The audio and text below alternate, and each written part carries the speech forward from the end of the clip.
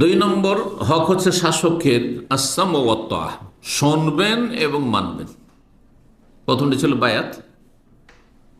কিসের বায়াত ছিল? এই যে শুনবেন মানবেরই বায়াত। তো দুই নম্বর পয়েন্ট হচ্ছে শুনবেন আর মানবেন শাসকের কথা।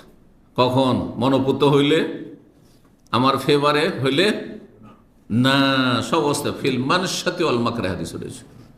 আপনার পক্ষে হোক বিপক্ষে হোক, হ্যাঁ, ভালো লাগুক আর মন্দ লাগুক, সব কথা ভালো লাগে না।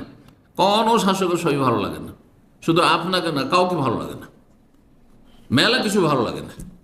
হ্যাঁ, অপ্রীতিকর, কষ্টদায়ক।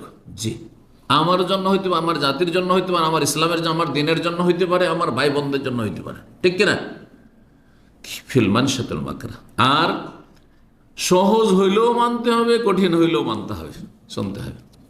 সহজ হইলেও মানতে হবে আর কঠিন হইলেও মানতে হবে।